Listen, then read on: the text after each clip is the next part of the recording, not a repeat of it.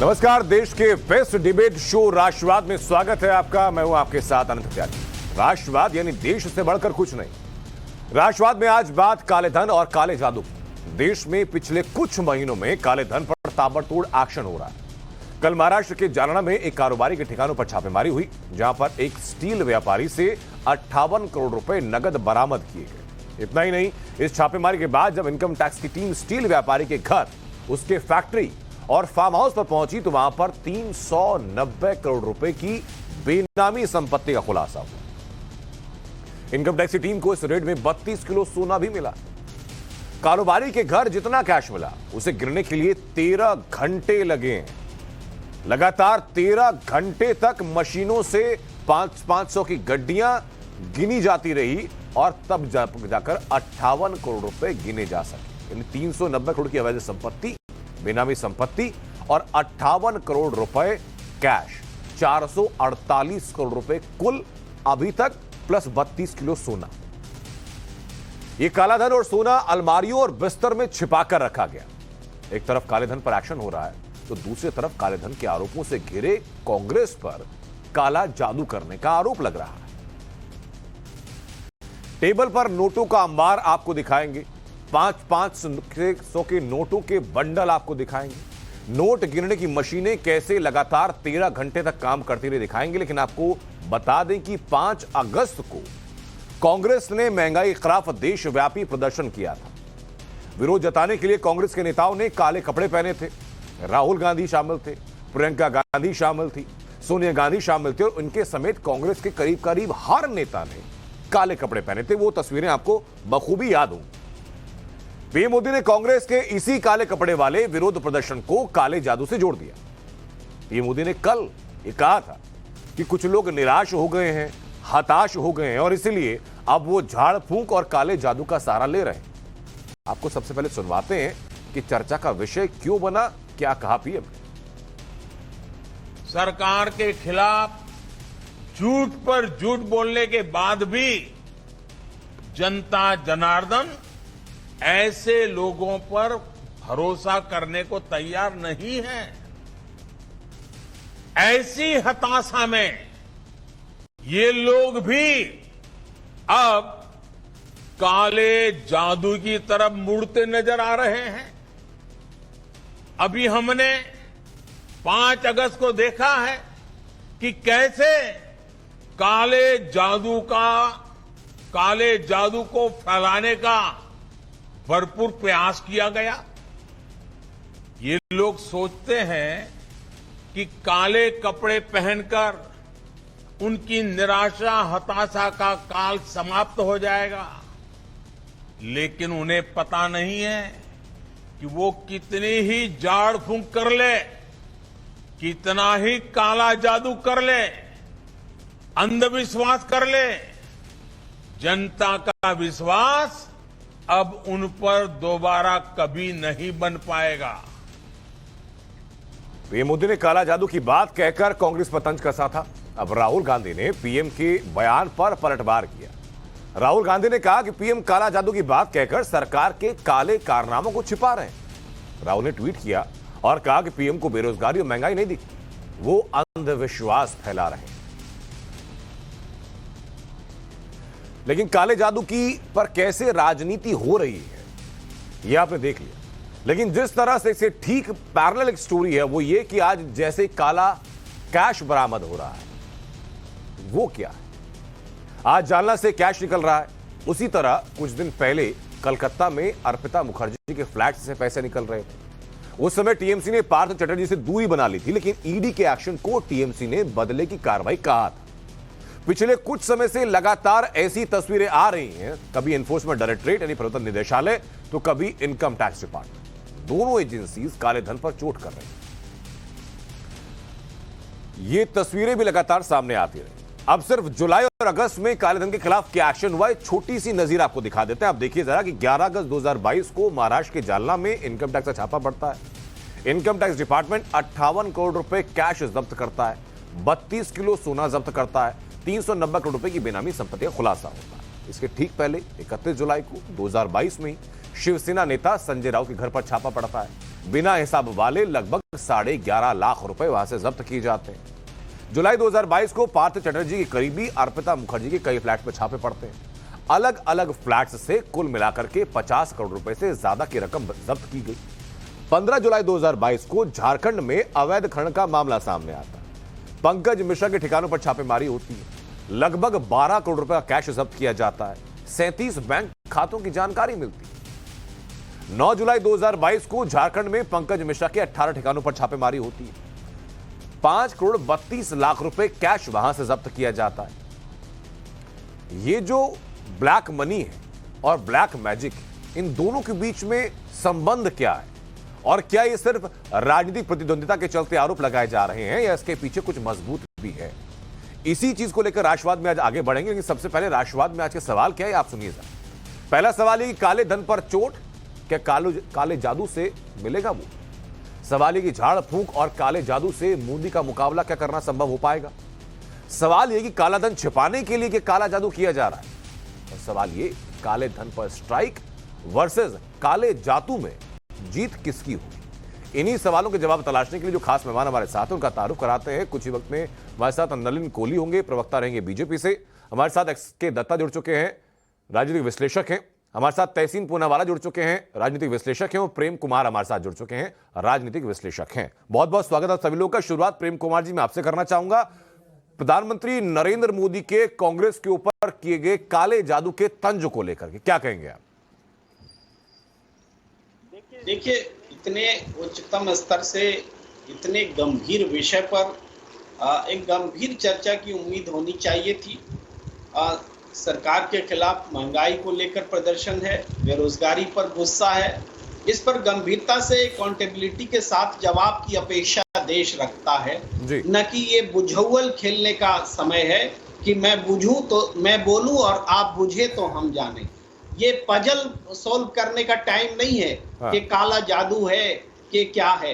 ये देश, देखिए, बेरोजगारी में राहुल गांधी ने तो आंकड़ा भी दिया है कि पिछले 15 से 29 साल के बीच में जो बेरोजगारी का प्रतिशत है वो 28.5% है। वो श्रीलंका से भी ज्यादा है। अगर ये आंकड़े गलत हैं तो बोलिए, और आंकड़े सही हैं तो शर्म कीजिए।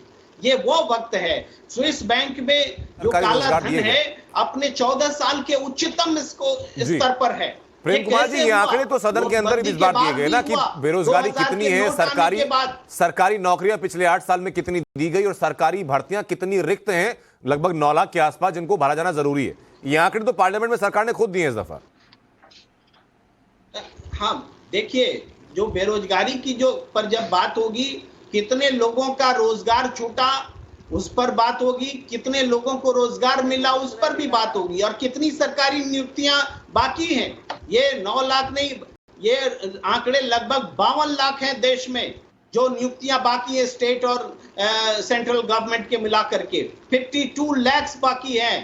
तो ये जो आंकड़े हैं, ये किसको जवाब देना होगा? क्या काला जादू जैसे ये जुमला करके रिक्त भर्तियों के लिए सर केंद्र जवाब नहीं देगा ना, राज्य अपनी ऑटोनॉमस बॉडी है इस मामले में, राज्य अपना जवाब खुद देंगे। केंद्र ने जो जवाब दिया वो केंद्र सरकार बिल्कुल सही बात है, लेकिन बेरोजगारी तो देश में है।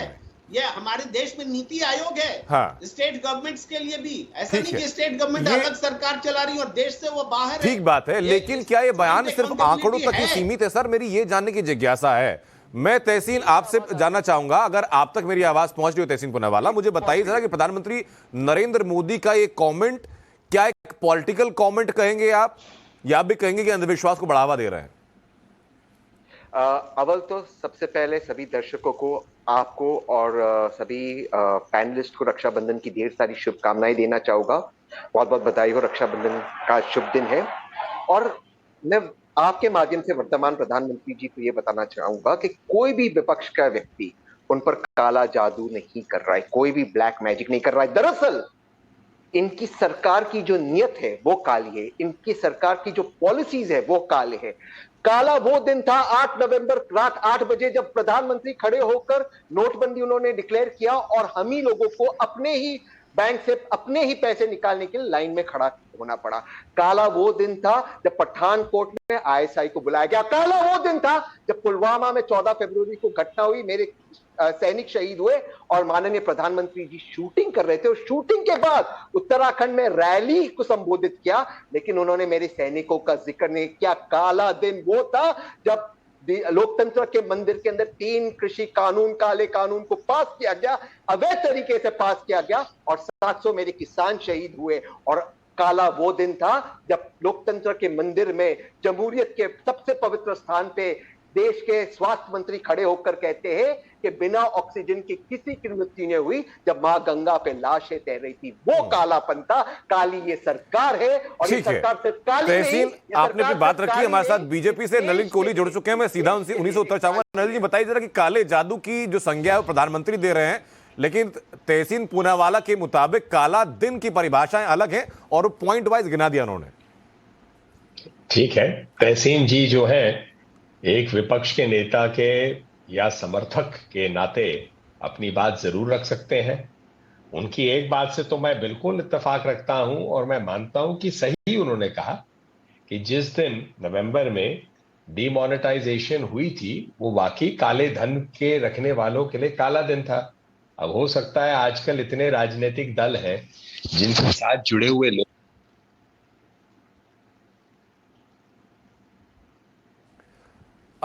नलिन कोहली जी, मेरे ख्याल से कनेक्टिविटी की कुछ दिक्कत आई है, आपकी आवाज हम तक पहुंचनी बंद हो गई है। हम लोग वापस को फिक्स करने की कोशिश करेंगे, वापस मैं आपके पास में आ जाऊंगा। लेकिन डॉक्टर एसके दत्ता, मुझे बताइए जरा कि काले जादू का क्या राज है। प्रधानमंत्री मोदी कह रहे हैं कि भाई लोग कुछ भी कर लें, जनता ने जो अविश्वास जता दिया उनके ऊपर, वो किसी भी काले जादू से वापस नहीं आ सकता। क्या हम इसको काले धन से जुड़ा माने? जैसे लगातार कार्रवाइयां हो रही हैं और काले धन की कार्रवाई को लोग कह रहे हैं कि वे बदले की कार्रवाई है। आनंद भाई, सबसे पहले तो रक्षाबंधन की हार्दिक शुभकामनाएं और उसके साथ शहीद खुदीराम बोसू जी को शत शत नमन। आज उनका मृत्यु दिवस है। ये बात कह के फिर मैं असली मुद्दे पे आता हूँ। सवाल यहाँ पे ये है कि काला जादू माननीय प्रधानमंत्री जी ने क्यों कहा? माननीय प्रधानमंत्री जी ने इसलिए कहा काला जादू क्योंकि जो लोग एक तरह से वंचित लोग, गरीब लोगों का पैसा को अवैध रूप से लूटते हैं और अवैध रूप से रखते हैं और अवैध रूप से संपत्ति बनाते हैं, तो वो लोग काला जादू नहीं करते तो क्या करते हैं? इंसान के जो निजी हक है उसको छीनना अगर हो, जबरन आप अगर कब्जा करो और उसके बाद अवैध रूप से उस पे बैठ के पचा जाओ, तो ये काला जादू नहीं है तो क्या है? ये तो मतलब कि भद्र भाषा में माननीय प्रधानमंत्री जी ने काला जादू के साथ इसका आकलन किया है। मैं तो कहूंगा कि ये तो मर्डर है जनता की पैसा की, जनता की जो निजी हक है उसकी मर्डर है। और वही लोग मातम मनाते हैं काला लिबास पहन के जो 60 साल तक इस तरह का जनता का। लेकिन डॉक्टर दत्ता, मुझे ये बताइए, काला जो रंग है वो लोग विरोध के प्रतीक के तौर पर भी लेते हैं। केंद्र सरकार की नीतियों, बढ़ती हुई महंगाइयों और जो राहुल गांधी उदाहरण दे रहे हैं बढ़ती हुई बेरोजगारी दर, उसका लगातार विरोध कर रहे थे कांग्रेस नेता। तो एक काला जादू कैसे?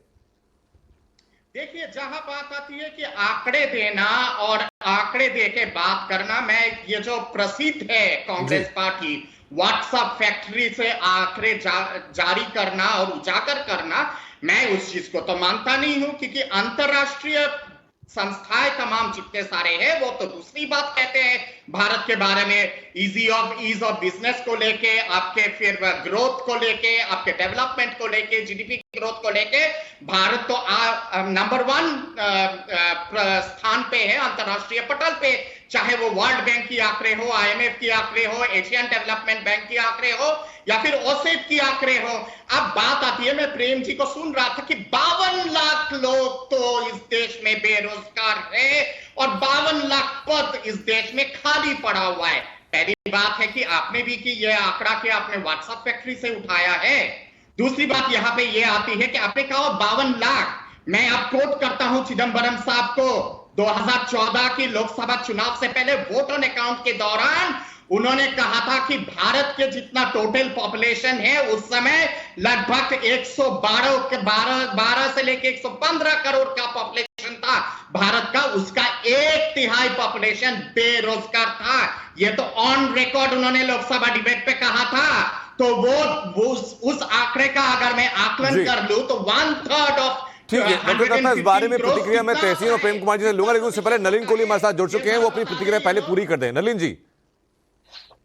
जी, मैंने सुना, मुझे लगा कि कुछ ऑडियो में दिक्कत थी। अब मैं आशा करता हूं मेरी आवाज आप जी तक बिल्कुल स्पष्ट रूप से आ रही है और कोई दिक्कत नहीं है ऑडियो में। तो मैंने कहा था तहसीन जी जो है एक राजनीतिक विशेषज्ञ या एक राजनीतिक दल के एक रूप से समर्थक के रूप में अपनी बात जरूर कह सकते हैं। उन्होंने कई चीजों की काले काले करके टिप्पणी दी थी।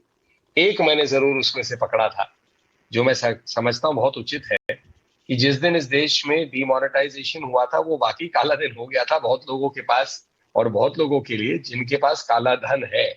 और जिस प्रकार से पिछले कई दिनों में हम देख रहे हैं कि कई पार्टियों के नेताओं के समर्थकों के यहाँ ईडी की रेड हुई तो कहीं पर 50 करोड़ मिल गए, कहीं 20 करोड़ मिल गए। तो उससे ये स्पष्ट हो जाता है कि कई नेता जो हैं उनका काला धन के साथ एक अच्छा संबंध था और उनके साथ जो इर्द गिर्द लोग थे उसको शायद संभालते थे। तो वो काला दिन जरूर रहा है और हम उसको स्वीकारते हैं। हम इनफैक्ट ये कहते हैं कि ऐसे काले दिन होने चाहिए, देश की सफाई होती है। अब दूसरी बात पे आ जाइए कि बाकी जो है संसद की इतनी चिंता करना कि लोकतंत्र का ये काला दिन था, संसद जो इतना खराब था या ऐसा हुआ। देखिए, जो लोग संसद में आना ही नहीं पसंद करते, संसद की कार्रवाई को चलने नहीं देते, वो जब संसद की गरिमा की बात करते हैं तो मुझे लगता है जो वस्त्र वो पहनते हैं वो अपने आप पर ही टिप्पणी कर लेते हैं। जी देखिए, उसी चीज की जो एक लोकतंत्र का मंदिर है उसे मंदिर के रूप में रखें, माँ सरस्वती के एक अनुयायी या उनके एक भक्त के रूप में वहां पर आप अपनी बात रखें, शब्दों से आप देश को बताएं, अपने आदान प्रदान हो विचारों का, तब जाकर ऐसा लगता है कि हाँ वो लोकतंत्र का मंदिर है। लेकिन वहां अगर आप कुर्सियों और चेयर के ऊपर या टेबल के ऊपर चढ़ जाएं, नारेबाजी करें, कहीं हमको बहस करने का मौका मिलता नहीं है, जब बहस की बारी आती तो भाग जाए, वो एक मंदिर का। आपकी बातें सुनकर तहसीन पुनेवाला मुस्कुरा भी रहे हैं सर, वो उत्तर भी करना चाहते हैं। तहसीन। नहीं, नलिन जी ने कहा जो वस्त्र है उसको पहनकर उस पे वस्त्रों पे टिप्पणी की। मैं तो पूरे तरह से काला पहना और पर्पसफुली मैंने काला पहना हूं। मैं तो कोई आपके शो पे जादू नहीं कर रहा हूं। नलिन जी की जो जैकेट है तहसीन वो भी काली है।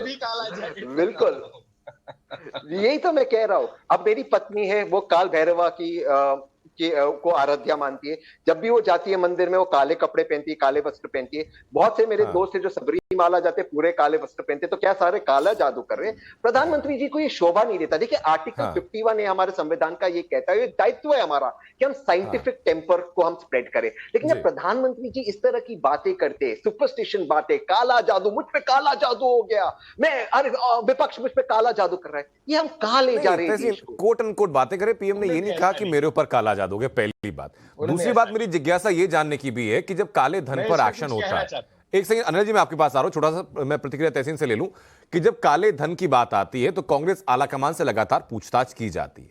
उधर पूछताछ हो रही है, ईडी सम्मन करता है, तो इधर हंगामा शुरू हो जाता है। हम लोगों ने देखा कि कैसे देश के अलग अलग हिस्सों में सत्याग्रह के नाम पर कांग्रेस कार्यकर्ताओं ने आगजनी तक की है। अंततः हंगामा बढ़ता है और काले कपड़े पहन करके विरोध किया जाता है। आखिर क्यों? अगर काले धन पर एक्शन है तो सहर्ष आपको उसमें स्वीकृति देनी चाहिए कि आप आइए, हमारी जांच कीजिए। 5 अगस्त का प्रोटेस्ट काले वस्त्र में, काले कपड़ों में प्राइस राइज के खिलाफ था। इकोनॉमी जो पहली बार 45 वर्ष में कॉन्ट्रैक्ट हुई उसके खिलाफ था। महंगाई पर था, जीएसटी पर था।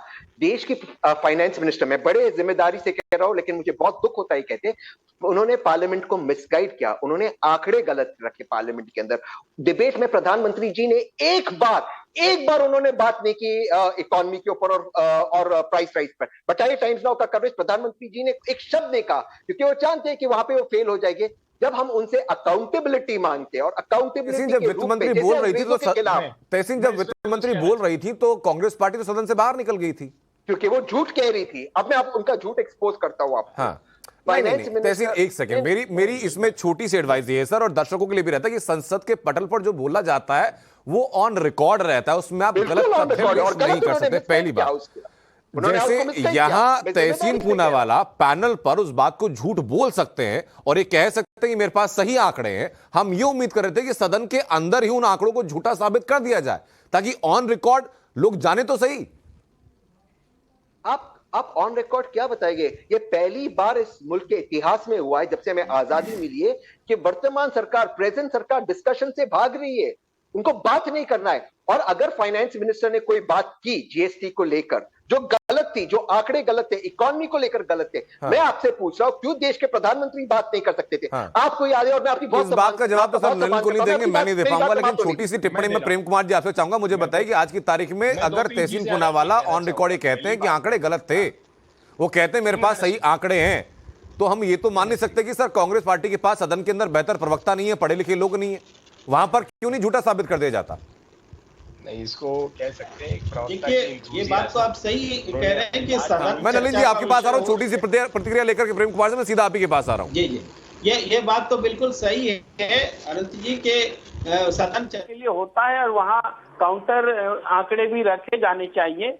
लेकिन चलिए, इसके कई कारण भी है, संसद में गतिरोध भी बना है और वो आंकड़े नहीं भी आगे, तो सरकार अपनी ओर से गलत आंकड़े तो नहीं देगी। अब तहसीन पूनावाला अगर आंकड़े दे रहे हैं आपके टेलीविजन चैनल पर और जिम्मेदारी से दे रहे हैं, तो ये क्या कम गंभीर बात है कि सरकार को सीधे बता रहे हैं कि वो गलत आंकड़े दे रहे हैं? ये एक बात। दूसरी बात ये है अनंत जी कि देखिए, काला धन के मुद्दे पर तो ये सरकार आई थी, आपको याद होगा, भ्रष्टाचार के खिलाफ आंदोलन करते हुए। कहाँ है वो सूची? स्विस बैंक में जिन भारतीयों के खाते हैं, जिन सफेद कोष के खाते हैं, सारी सूची हम सामने कर देंगे। आज तक नहीं कर पाई, 8 साल में सरकार। बिल्कुल प्रेम कुमार जी, मुझे बस एक छोटी सी चीज मुझे ये बता दीजिए कि नेशनल हेराल्ड मामले पर जो पूछताछ हो रही है वो prevention of money laundering act के अंतर्गत आती है ना सर?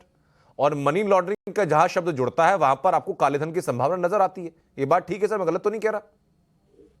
बिल्कुल सही कह रहे हैं। ठीक है सर। अब इसी का अगला पार्ट सर ये है कि उसी मामले पर सूचीबद्ध तरीके से अगर एक पार्टी के 2 बड़े नेताओं को, 2 बड़े चेहरों को बुला लिया जाता है, तो क्या फिर सड़कों पर हंगामा होना जायज है क्या सर? नहीं, हम तो ये कह रहे हैं कि काला धन का संबंध सिर्फ एक पार्टी के 2 बड़े नेताओं से है क्या? काला धन वो नहीं था जब बंगारू लक्ष्मण जी अब सर ये मैं परिभाषित नहीं कर सकता सर, ये परिभाषित करने के मैं चाहूंगा नलिन कोहली जी अपना वक्तव्य दें कि सर ये आरोप तो बहुत कॉमन है कि भाई आपको सोनिया गांधी या राहुल गांधी नजर आ रहे हैं क्या? रूप में पैसे लिए जा रहे हैं, चोरी छिपे देश को बताया नहीं जा रहा है, ये काला नहीं है क्या? ठीक है सर, मैं उस बिंदु पर भी आऊंगा, पहले छोटी सी प्रतिक्रिया में ले लूं प्रेम कुमार जी, एक एक करके बात करेंगे। नलिन कोहली, तो मैंने पहले तहसीन जी ने जो कहा, और मैं कहूंगा तहसीन जी एक सज्जन पुरुष हैं, उन्हें इस प्रकार का बयान नहीं देना चाहिए था कि वित्त मंत्री झूठ बोल रही हैं, वो भी सदन के पटल पर। ये उचित नहीं है। देश की वित्त मंत्री हैं, एक महिला है, इकोनॉमिस्ट भी हैं, वो जानती हैं वो क्या कह रहे हैं, और सदन के अंदर में यदि कोई व्यक्ति गलत चीज कहे तो एक पूरी कार्रवाई से उस पर ब्रीच हो सकता है, प्रिविलेज मोशन हो सकता है।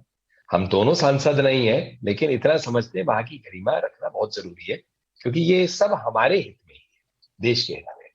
तो पहली बात है, जो आंकड़े रखे जा रहे थे वो आपने सही फरमाया कि कांग्रेस पार्टी के सांसद यदि वहां रहते, और उनमें कई ऐसे वरिष्ठ लोग हैं जो इन विषयों को समझते हैं, उनके जानकार है, वित्त मंत्री रह चुके हैं, वो आराम से इन बातों को वहां सदन के पटल पर रख सकते थे, रखा नहीं।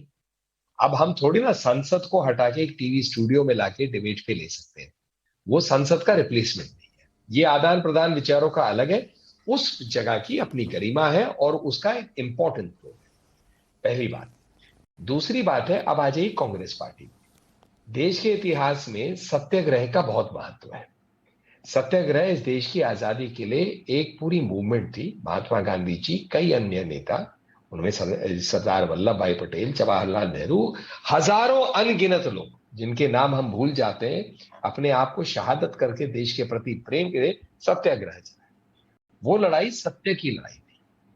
वो लड़ाई जो थी भ्रष्टाचार को एक किस्म से लेजिटिमाइज करने की लड़ाई थी। नेशनल हेराल्ड केस में 2 मिनट समझ लिए, आज तक ना तो सम्माननीय सोनिया गांधी जी या राहुल गांधी जी ने कभी भी एक प्रेस कॉन्फ्रेंस किया हो और सीधे रूप से कहा हो हम पर ये 4 आरोप है, हम ये 4 आरोपों का ये 4 या 5 जवाब देते हैं। इसमें हर चीज बात होती है कि देश में सत्याग्रह चाहिए, जो लोकतंत्र है खतरे में है, आपातकाल का एक माहौल बन रहा है, दुरुपयोग हो रहा है एजेंसीज का। अरे मुझसे कोई अगर मुझ पे आरोप लगाए, सबसे सरल चीज है कि मैं अपने तथ्यों को सामने रख दूं।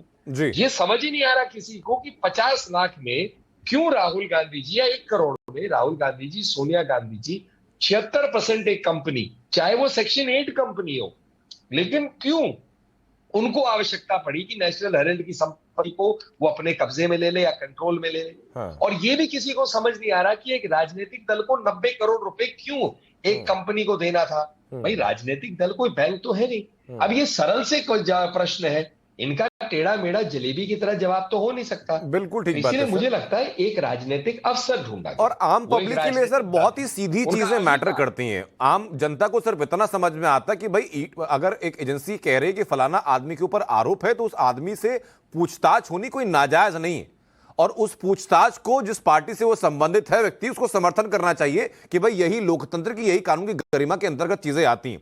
और सर पिछले जुलाई और अगस्त में ही अलग अलग पार्टियों के अलग अलग नेताओं के यहां जो छापेमारी हुई, जो कैश बरामद हुआ, उसका आंकड़ा मैं लगातार दिखा रहा हूं। लेकिन डॉक्टर दत्ता, मेरा सवाल यह कि सर इस कार्रवाई को फिर बदले की कार्रवाई से क्यों जोड़ा जाता है? अगर ब्लैक मनी पर कार्रवाई हुई तो हम क्यों कहते हैं कि भाई ये राजनीतिक कार्रवाई है? देखिए, बदले के भावना से इसलिए जोड़ा जाता है क्योंकि जिन लोगों ने इतना कष्ट करके काला धन जमाया था 60 साल तक, उनका तिजोरी तो खाली हो रहा है ना, और खाली हो रहा है, और उसके साथ साथ उनका सम्मान भी पूरा चूर चूर हो रहा है, और बदनामी इतनी ज्यादा जिसके चलते मुंह दिखाने के लायक नहीं रहे। तो इसलिए अगर बदले की कार्रवाई नहीं कहेंगे तो क्या कहेंगे? अब मैं आता हूं आंकड़ों को लेके। हमारे देश के फाइनेंस मिनिस्टर ने तमाम जितने सारे आंकड़े रखे हैं संसद के पटल पे, वो अगर झूठा है तो पिछले 60 साल का जो कांग्रेस का जब कार्यकाल रहा, वो तमाम जितने आंकड़े कांग्रेस ने और कांग्रेस के प्रधानमंत्रियों ने रखा है संसद के अंदर, तो मैं तो फिर इस दलील के हिसाब से वो सारे आंकड़ों को गलत मान लूं, झूठा मान लूं। अरे आंकड़े को काउंटर करने के लिए आंकड़ों के आधार पे होना चाहिए। आंकड़ों के आधार पे कैसे करेंगे? आपके पास आंकड़े होगा तब तो।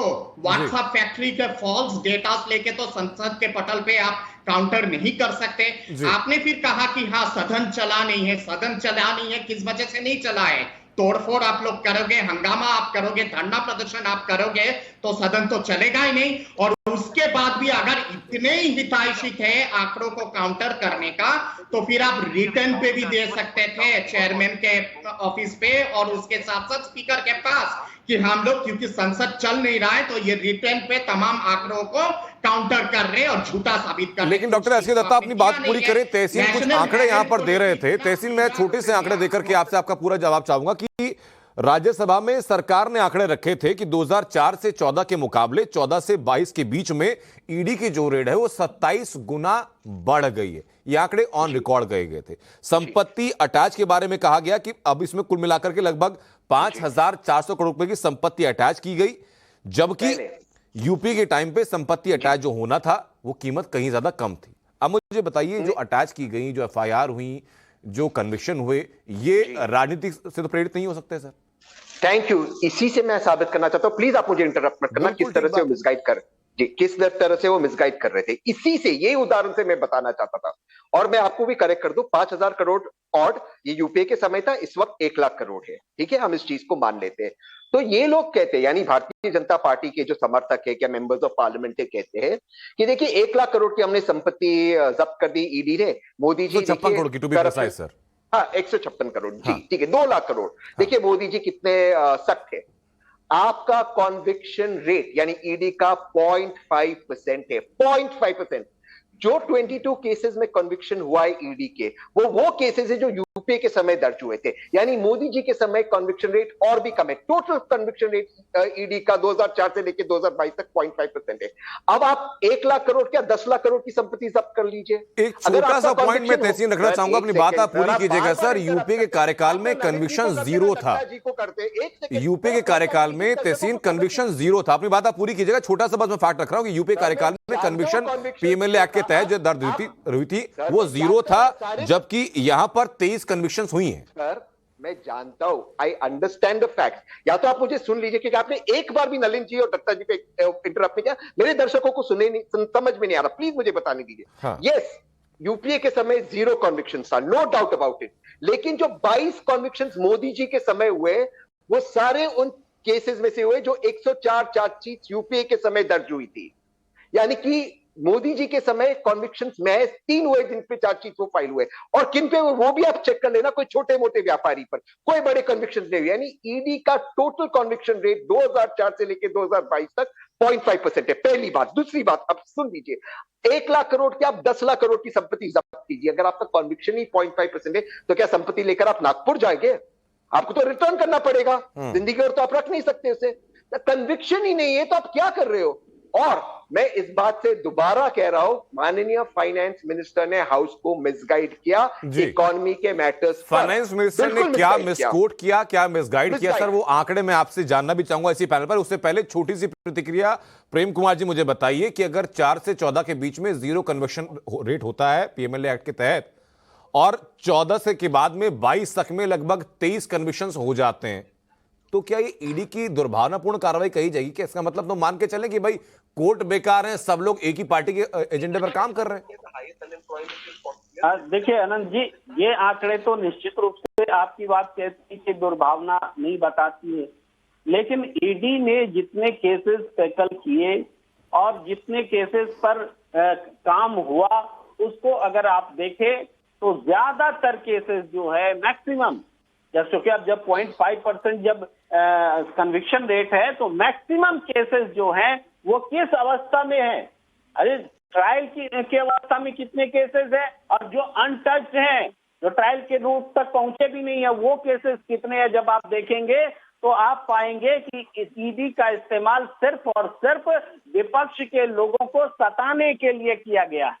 सिर्फ आप प्रोसेस में ले आते हैं। प्रेम कुमार जी, इसका एक काउंटर परसेप्शन भी है, इसका एक काउंटर परसेप्शन भी है, वो भी मैं जानना चाहूंगा। डॉक्टर एसके दत्ता, आपको कमेंट बताइएगा जरा इस बारे में कि मुझे बताइए सर कि अगर 4 से 14 के बीच में 112 रेड की जाती हैं, 14 से 22 के बीच में 8 साल में 3010 रेड की जाती हैं, तो क्या नलिन कोहली परसेप्शन ये नहीं बनता कि भाई 4 से 14 की सरकार ऐसे लोगों को बचा रही है इसलिए रेड कम हुई, ये सरकार प्रोएक्टिवली काम कर रही है इसलिए रेड ज्यादा हुई? आनंद जी, मैं ना एक चीज कहना चाहूंगा, एक वकील भी हूं, कोर्ट में प्रैक्टिस करता हूं। केसेस के कन्विक्शन रेट को लेके हमें इस प्रकार की बातें नहीं करनी, उसके कई गंभीर कारण हैं। मैं अपने पारिवारिक एक केस की बात करूं तो 40 साल से चल रहा है, अभी तक खत्म नहीं हुआ। तो इसमें कई कारण होते हैं, एडजर्नमेंट्स होता है, जजमेंट्स आती हैं अलग अलग, तो उसका एक कारण होता है। मोस्ट इंपॉर्टेंट है कि वर्तमान में जो हो रहा है क्या दिख रहा है। आप देखें ना, आप जो चित्र दिखा रहे हैं दर्शकों को, उसमें पैसे के ढेर, मुझे बता दीजिए कितनी बार ऐसे ढेर आपने पैसे के देखे यूपीए के 10 साल के कार्यकाल? मतलब एक बात बताइए, काला धन तो रहा होगा, लोग अपना धंधेबाजी करते ही हैं, गलत काम करते हैं, लेकिन पकड़ में क्यों नहीं आते? ये ढेर दिख रहे हैं। दूसरी बात, जनता बड़े सरल रूप से समझती है कि काम अच्छा हो रहा है या बुरा हो रहा है।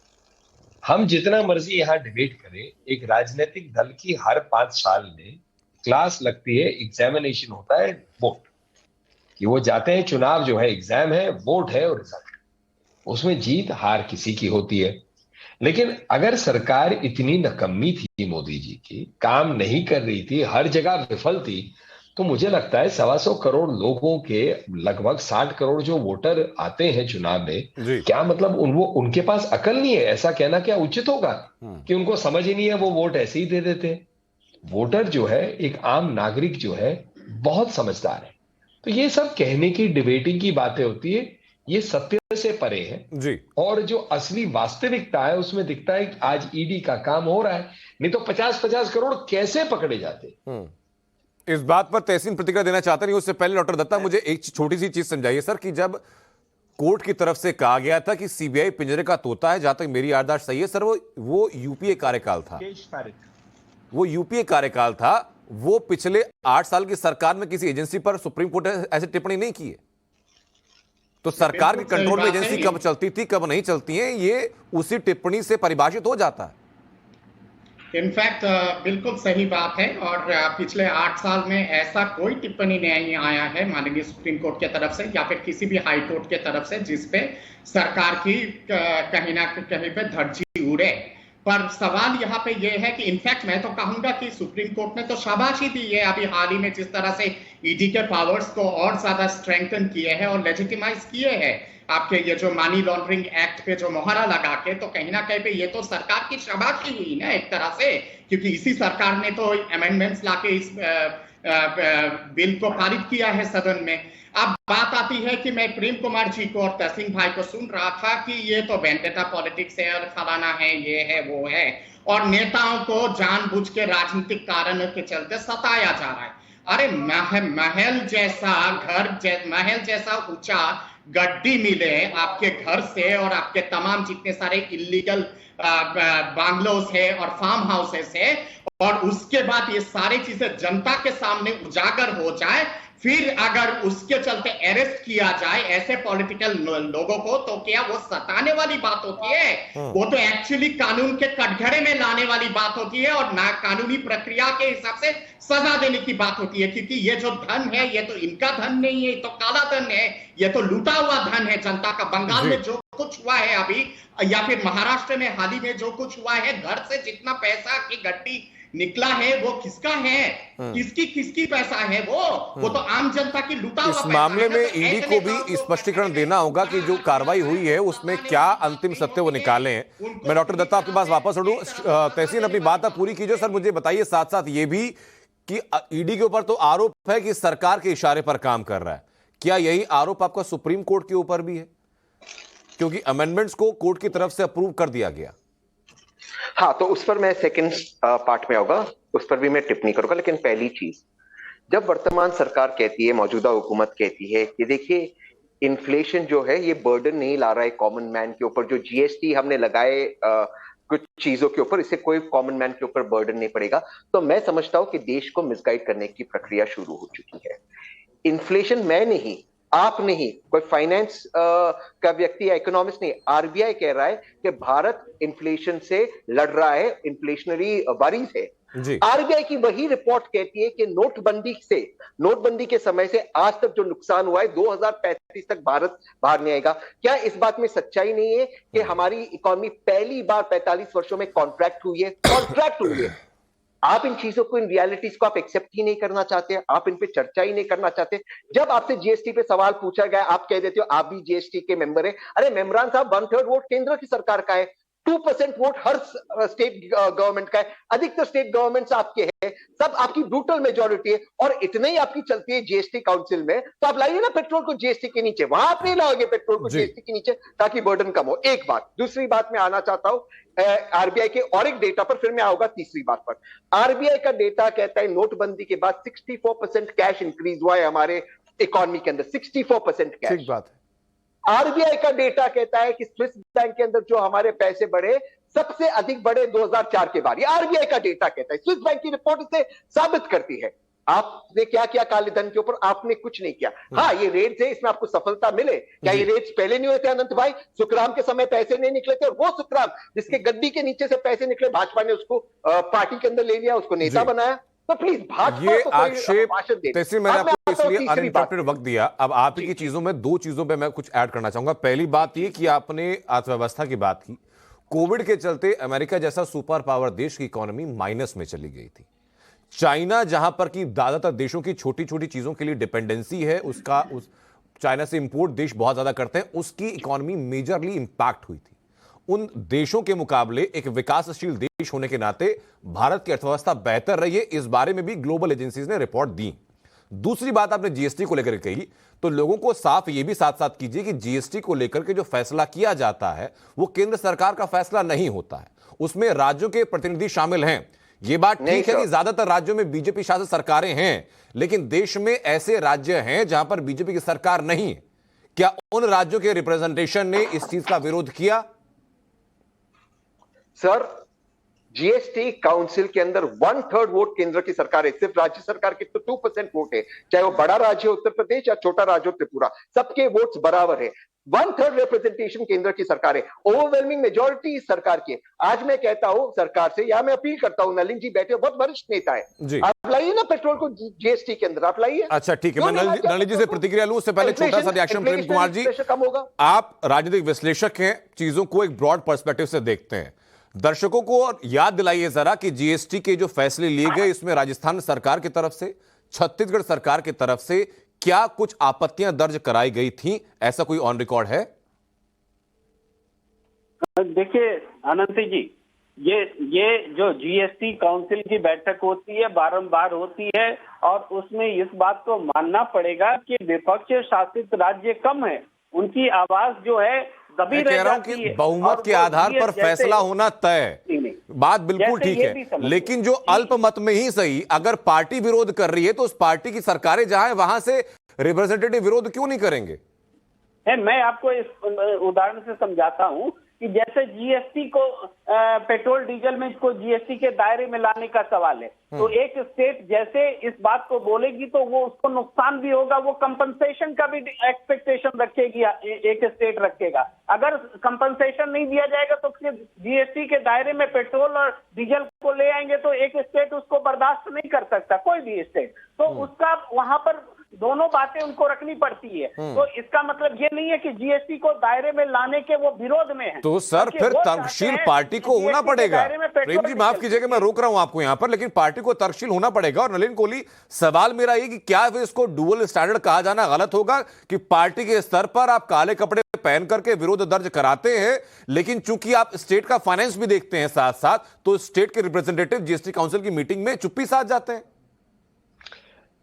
अब कुछ ऐसी राजनीति हो गई है कांग्रेस पार्टी और उनके समर्थकों की कि वो एक चीज कहीं कहते हैं, दूसरी चीज दूसरी जगह, तीसरी चीज तीसरी जगह। अब आप एक मिनट आ जाइए, आज तो वैट जो है स्टेट के साथ है। जब पेट्रोल के दाम घटाए गए थे तो भाजपा शासित सारे राज्यों ने तुरंत जो है पैसे और राहत दी, 5 रुपए से लेके 10 रुपए तक। राजस्थान ने तो दी नहीं, उस समय के महाराष्ट्र ने दी नहीं, अब जाकर दी है जब सरकार बदल गई। छत्तीसगढ़ ने नहीं दी, बाद में आए, वो तो उनके हाथ में था। अब मुझे बताइए, गरीबों की चिंता कहने वाली बात है या कहना कि महंगाई बढ़ रही है, तो सारे देश के भाजपा शासित राज्यों ने तो प्राय दाम घटा दिए तुरंत, इन्होंने क्यों नहीं घटाया? तो ये घड़ियाली आंसू वाले आर्ग्यूमेंट होते हैं। दूसरी बात, जीएसटी काउंसिल जो है कंसेंसस से चलती है, ब्रूट मेजॉरिटी से भी चल सकती है चाहे, लेकिन अभी तक तो कंसेंसस से हो रहा है। आज तक ऐसी प्रतिक्रिया आई नहीं। मुझ पे क्या चैलेंज कर रहे हो? ना तहसीन जी उस काउंसिल के सदस्य हैं, ना नलिन कोहली उसके, ना कोई व्यक्ति इसका पूरे, ये तो देश के जो अलग अलग राज्य हैं उनके वित्त मंत्री, देश के पूरे देश के जो राष्ट्र के वित्त मंत्री है वो सब रहते हैं वहां पर, तो कोई बात ऐसी कही नहीं जाती। बाहर निकल के डिबेट के माध्यम से हम उसको भी ऐसे कर ले तो कहाँ उचित है? तो ये पूरी लड़ाई जो है शुरू हुई थी राजनीतिक, जो हमारी आज चर्चा है, काले कपड़े, काले धन, इन सब विषयों पे जी। तो मैं इस पे एक नई चीज जोड़ना चाहूंगा। देखिए, कांग्रेस पार्टी 8 साल से जनता के सामने खरा नहीं उतर पाई, इसीलिए 2 चुनाव 14 और 19 के चुनाव में वो अपने आप को बढ़ा नहीं पाए। एक राजनीतिक दल है जिसने 50 साल से ज्यादा इस देश में सरकारें दी है, तो वो जो है हारी राष्ट्र के सामने, तो कहीं ना कहीं उनकी मानसिकता में कालापन आ गया, धुंधलापन आ गया होगा, दुखी हो गए होंगे, तो वो जो है कपड़े पहन के अब विरोध कर रहे हैं। एक परिवार के इन्वेस्टिगेशन के ऊपर में उसको सत्याग्रह करके जनता को क्यों आप बहाना दिखा रहे? जैसे जनता की चिंता है, जनता की चिंता होती तो पेट्रोल के दाम कांग्रेस शासित राज्य घटा देते। तो जनता की चिंता के नाम पे प्रदर्शन मत करिए। आप कहिए ना खुल के कि हम जो है सोनिया गांधी जी के समर्थन में, चाहे उसमें काला धन है या नहीं है, हम समर्थन में, आपका अधिकार है। वो सर, हालांकि कांग्रेस की तरफ से नलिन जी कहना यह है कि जो विरोध प्रदर्शन था ये पूछताछ के विरोध में नहीं था, ये महंगाई के विरोध में था। लेकिन लोग जो सवाल उठा रहे हैं वो टाइमिंग को लेकर भी उठा रहे हैं कि भाई अभी आपको महंगाई ऐसे वक्त में क्यों याद आ गई जब वहां पूछताछ हो रही थी। मैं वापस लूँ, डॉक्टर दत्ता कुछ कहना चाह रहे हैं यहाँ पर। तहसीन, मैं आ रहा हूँ आपके पास, मैं आ रहा हूँ तहसीन आपके पास। डॉक्टर दत्ता से छोटी सी प्रतिक्रिया, मैं वापस आपके पास में आ रहा हूँ। एक ही लाइन चाहता हूं जी। यहाँ पे सबसे महत्वपूर्ण बात यहाँ पे ये है कि 3 बातें जल्दी से रख देता हूं। पहली बात है कि आप अगर इतना साफ सुथरा हो तो नेशनल हेराल्ड केस लेके इतना ज्यादा डर क्यों? ये तो श्रीमान राहुल जी और सोनिया जी जवाब देना इस चीज का। दूसरी बात यहाँ पे ये आती, इन्फ्लेशन लेके बहुत बात हुई है कोविड के चलते और रशिया यूक्रेन वार के चलते। यूरोप में इन्फ्लेशन कितना है, फूड इन्फ्लेशन कितना है, यूएस में कितना है, चीन में कितना है, पाकिस्तान में कितना है, श्रीलंका में कितना है, बांग्लादेश में कितना है, मालदीव्स में कितना है और भारत में कितना है। ये तमाम देशों का इन्फ्लेशन का आकलन अगर आप कर लेंगे तो भारत में अभी भी फिर भी कम है फूड इन्फ्लेशन का आंकड़ा और जनरल इन्फ्लेशन का आंकड़ा बाकी देशों के मुकाबले में। तीसरी बात यहाँ पे ये आती है कि आखिर आपको इतना ही ज्यादा अगर संवेदनशील हो जनता के मुद्दों को लेके, तो फिर तो साल भर आपको चीजें मुद्दों को उठाना चाहिए ना। जहां पे सही जगह है वहां पे मुद्दा उठाना चाहिए। महंगाई पे आप चर्चा नहीं करना चाहते हो, इन्फ्लेशन पे आप चर्चा नहीं करना चाहते हो, अनएम्प्लॉयमेंट पे चर्चा नहीं करना चाहते हो, भ्रष्टाचार पे आप चर्चा नहीं करना चाहते हो, सिर्फ विरोध प्रदर्शन। डॉक्टर दत्ता, ये आरोप तो विपक्ष की तरफ से सरकार के ऊपर लगते हैं, जो आप वापस विपक्ष के ऊपर लगा रहे हैं। विपक्ष ये कहता है कि भाई इन तमाम मुद्दों पे से या तो सरकार मिसकोट करती है या सरकार चर्चा से बचना चाहती है। तहसीन पूनावाला, मैं टाइम्स ऑफ इंडिया को कोट करते हुए कहना चाहता हूं, मैं बिल्कुल टाइम्स ऑफ इंडिया को कोट कर रहा हूं कि बंगाल के फाइनेंस मिनिस्टर श्रीमती चंद्रिमा भट्टाचार्य ने जीएसटी 47 जीएसटी काउंसिल जो अभी चंडीगढ़ में हुआ हाल में, उसमें स्पेसिफिक ऑब्जेक्शन उठाया था ये नए जीएसटी रेट्स पर। उन्होंने ऑब्जेक्शन उठाया था और इसके बावजूद वर्तमान सरकार और उनके नुमाइंदे कहते हैं और भाजपा के जो प्रवक्ता है जैसे नलिन जी कहते हैं कि नहीं, किसी ने ऑब्जेक्शन नहीं उठाया। मैं यही कह रहा हूं, बार बार मुल्क को मिसगाइड किया जा रहा है। जब एक फाइनेंस मिनिस्टर कह रहे आप इस काम कीजिए, 47 जीएसटी काउंसिल की मीटिंग सार्वजनिक कर दीजिए, आप मीटिंग मिनट्स क्यों सार्वजनिक नहीं कर रहे? जी, यही बात है ना। सवाल बिल्कुल वाजिब है, लेकिन क्या मैं केरल, तमिलनाडु, आंध्र प्रदेश, राजस्थान, छत्तीसगढ़, ओडिशा, क्या इनके रिप्रेजेंटेटिव के बारे में बात करनी जायज नहीं होगी? मैं उसका उत्तर देता हूं। जीएसटी काउंसिल के का एक नियम है, एक कोड ऑफ कंडक्ट है, कोड ऑफ कंडक्ट है कि वहां पर जो मीटिंग्स होती है, जो बातचीत होती है, जो देश के यूनियन फाइनेंस मिनिस्टर उसके बारे में बातचीत करते हैं, कोई फाइनेंस मिनिस्टर ज्यादा उस पर टिप्पणी नहीं करता। लेकिन जब आप देश को मिसगाइड किए होगे, राजस्थान के फाइनेंस मिनिस्टर ने किया होगा, छत्तीसगढ़ के, अब क्या पता किया कि नहीं, वेस्ट बंगाल ने तो कहा हमने किया है जी। और आप कहते हो किसी ने नहीं किया, एक व्यक्ति ने उस पर ऑब्जेक्शन नहीं उठाया। हाँ। इसीलिए दूध का दूध, पानी का पानी। एक सेकंड, छोटा सा कमेंट में तहसीन मेरे पास वक्त कम है, लेकिन आपकी इसी बात को आगे ले जाते हुए प्रेम जी से मैं चाहूंगा। प्रेम जी, मतलब काउंसिल में ऑब्जेक्शन उठाना गरिमा के खिलाफ हो जाता है, सदन के अंदर फाइनेंस मिनिस्टर की चीजों को झूठा साबित करना आंकड़ों के जरिए, वो आपकी शुचिता को गवारा नहीं होता, लेकिन सड़कों पर आप सब बोल सकते हैं, क्या ऐसा है? देखिए अनंत जी, अभी तो तहसीन जी ने एक प्रश्न का जवाब दे दिया और मेरे ख्याल से वो संतोषजनक जवाब है। मैं कोहली जी जो कह रहे थे उनका जवाब देना चाहता हूं, जो कि वैट को लेकर कह रहे हैं स्टेट पर तोहमत लगा रहे। अरे अंतर्राष्ट्रीय स्तर पर जब कीमतें घटी कच्चे तेल की, उसका फायदा देश की जनता को नहीं होने दिया गया। 28.5 लाख करोड़ आपने ड्यूटी पर लेकर के, ड्यूटी लगा करके वसूल लिए, और ये जो रकम है आप स्टेट को जिम्मेदार ठहरा रहे। मेरे पास प्रेम कुमार जी वक्त कम है, मुझे आपको रोक करके तुरंत आपके सवाल का जवाब नलिन जी से लेना पड़ेगा। सर माफ कीजिएगा, मैं रोक रहा हूं आपको। नलिन जी, शॉर्ट कमेंट आपका, छोटा सा जवाब। माफी से कहना चाहूंगा, प्रेम कुमार जी एक विश्लेषक है, तो कम से कम उनको अपना विश्लेषण में तो तथ्य ठीक से रखना चाहिए। अरे हड़प क्या ली है, जो टैक्स है वो देश के सामने है, जो स्टेट्स का हिस्सा है, स्टेट्स पे गई, जो सड़कें बन रही है सेस से, वो सड़कें बन रही है, तो कहां से आ रहे हैं? आपकी मेरे जेब से नहीं आ रहे हैं। और जो ऑयल बॉन्ड्स यूपीए की सरकार ने दिए, जो आज भी उसका ऋण जो है उसको भुगताया जा रहा है, उसका कहां से पैसे आ रहे हैं? जी ठीक है सर, मैं माफी के साथ सभी को रोकना चाहूंगा। सर चर्चा में वक्त मेरे पास इतना ही था। बहुत बहुत शुक्रिया तमाम लोगों का चर्चा में शामिल होने के लिए। और राष्ट्र में फिलहाल सिर्फ इतना ही, लेकिन इसी बीच एक अहम खबर भी है।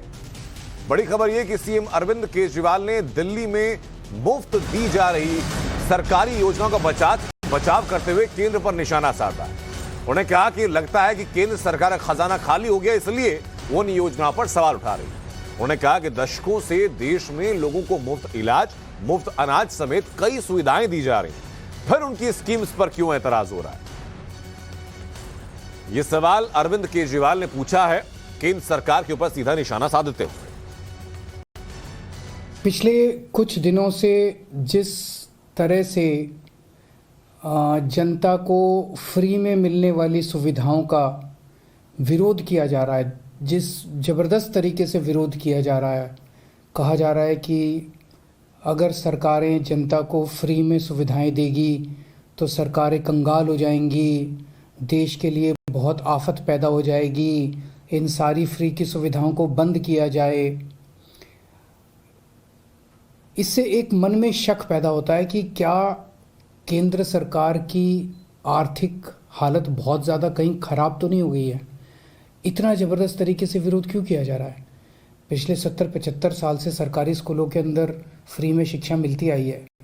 पिछले 70-75 साल से सरकारी अस्पतालों में गरीबों को फ्री दवाइयाँ मिलती हैं, फ्री राशन हर महीने भेजा जाता है। अचानक ऐसा क्या हो गया कि इन सारी चीज़ों को बंद करने की, इन सारी चीज़ों को वापस लेने की, इन सारी चीज़ों के खिलाफ इतना ज़बरदस्त विरोध क्यों पैदा हो गया? अभी थोड़े दिन पहले ये अग्निवीर स्कीम लेके आए, अग्निवीर योजना। अग्निवीर योजना जब लेके आए तो कहा गया कि अग्निवीर योजना लाने की ज़रूरत इसलिए पड़ी क्योंकि सैनिकों का जो पेंशन का खर्चा है, सैनिकों का जो पेंशन का बिल है, वो इतना ज़्यादा बढ़ गया है कि केंद्र सरकार उसको बर्दाश्त नहीं कर पा रही। आज़ादी के बाद से आज तक पहली बार ऐसा हुआ है कि कोई केंद्र सरकार ये कह रही है कि हमारे से सैनिकों की पेंशन का बिल बर्दाश्त नहीं किया जा रहा।